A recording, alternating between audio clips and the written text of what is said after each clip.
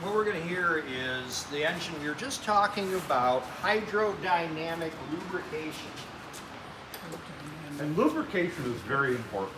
If you love her, lube her. I didn't say that. If you don't, have fun. So, Sorry, Allie. these You got to put up these with are me being known as inappropriate. Plain bearings or shell bearings, right? They actually exist. These are rod bearings. They exist inside the connecting rod, the big end of the connecting rod, as we call it.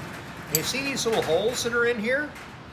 The oil, there's actually oil in the crank. It goes from the oil pump up into oil galleys and into the crankshaft. The crankshaft's been drilled. It's got a bunch of holes in it. I wonder if there's one over here that we can see. I think there is. Probably. There you go. Das Krankenschaften. Right there. Okay, and you see this? There's a hole right there. And there's a hole right there. Right, this crank's been sitting here a while. It'll have to be cleaned up again. So the oil is forced into the crank from the oil pump. And then these are journals right here. This is a connecting rod journal. And there's a hole there. And that oil is then forced into the space between the journal and this bearing. And there's a film of oil, a cushion of oil, that the connecting rod rides on. This is known as a plain bearing as well, meaning that it doesn't have any rollers or anything. And it's relying on this cushion of oil to keep the metal from touching each other. If the metal touches, that's a bad thing. It's not a good thing, it's bad. Crunchy bang bang noises. What it'll do is it'll beat up these bearings, and eventually the bearing is held in place by these little tabs that are right here. And eventually the bearing can actually spin out, and you'll spin a rod bearing and the engine makes really bad noises, and it's done. It needs to be rebuilt. Woo! So there's that. And what we've noticed on this engine that's out here, and I want you to hear it, is when there's no oil pressure, it clunks. It goes clunk, clunk, clunk, clunk, clunk until the oil pressure builds up and there's enough oil to create the hydrodynamic cushion that separates and keeps the journal metal from the bearing metal. Bearing metal is softer than the journal for a reason, because you don't want to beat up your crank very much. However, as soon as one of these goes bad, and these are actually bad. These are out of that engine, and if you look, there's scoring on the bearing. It's like not, oops, Oh, now it's bad. now it's even worse. So these are scored. You can pass them around. They're a little oily, but you'll survive. Right? Yep. Yeah, you already saw it. I already saw it. Yeah. Are those the cool rings? Huh? What are those cool? That is a connecting rod bearing. Yes. That's Adam, would you like to a bearing. play with the I bearing? can't wait. Oh, I know. You've been here, done this.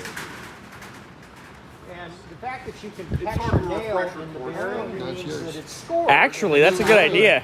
Allie should have rod bearing The earrings. crank has been machined down 10,000, so it's That'd be 10,000 pretty smaller in I'm sure diameter. someone Both the has mains that. and the We can make that. the connecting rod journals have been cut down, and I've got minus 10 bearings in that engine.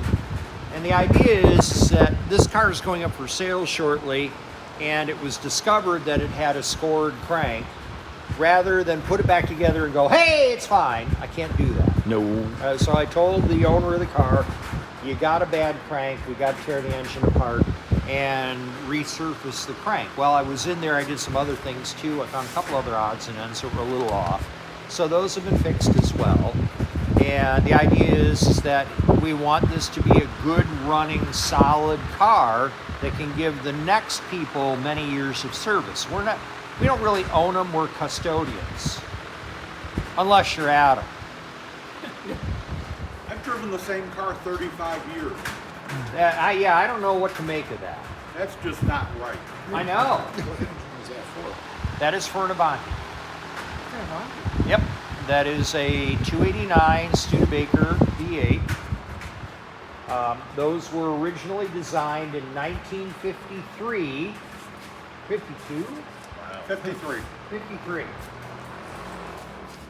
They were designed in 53. Oh, I can hear it. They used they actually retained a Cadillac engineer because Cadillac came out with their overhead valve engine in '49. So they hired him as a consultant to kind of, help them along. It was a first generation V8.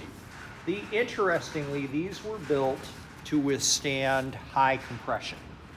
They were designed to handle up to 12.5 to 1 because we were told at that point we were going to have gas that had incredible anti-knock capabilities, really high 110 octane, and you're going to be able to run super high compression ratios and have these super powerful engines. That never came to pass.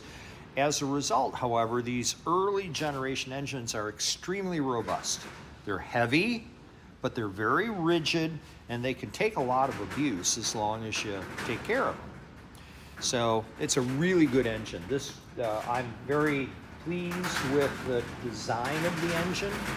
And I just buttoned it up, but unlike other cars that have timing chains and sprockets, this is a gear-driven camshaft, which is less likely to have problems with chain stretch because there's no chain.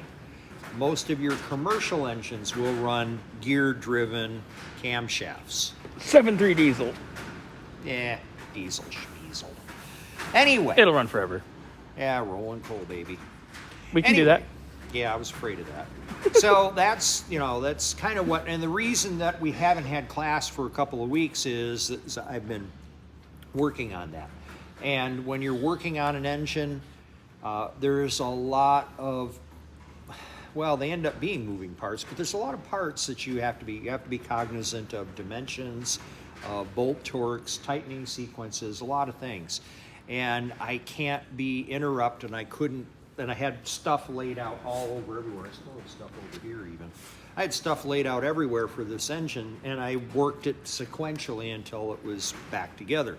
I still have to put the water pump on it, the alternator, and the supercharger.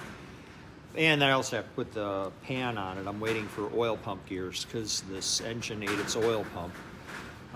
But I got to do that, and then it can go back in the car and start right up. So anyway, let's go out to the car and listen to our clunky engine. Yes. And bring it in, and we'll actually start the process of pulling the engine out. Oh, It should come out pretty fast. It'll be out. We'll get it out tonight. With your help, of course. Actually, I'm not going to do anything. I'm just going to watch you guys work. Yeah, we're gonna watch you guys do it. Yeah. Man, it's out.